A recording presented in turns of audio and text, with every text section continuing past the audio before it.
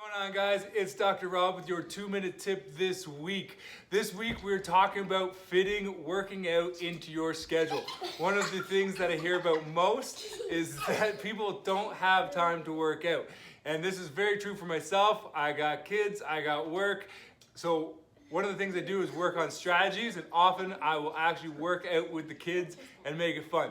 The best part is you can actually use them as free workout equipment. So you don't even have to buy equipment to get a really good workout in. Here's some of the things that we do. Enjoy, try them out. If you want to bore my kids to do them, you totally can. All right? You can even increase the resistance the more kids you have. All right, one of the other exercises you can do is kettlebell swings, but with babies. Babies!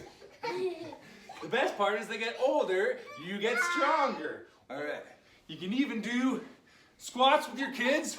Or squats with babies. Or squats with babies.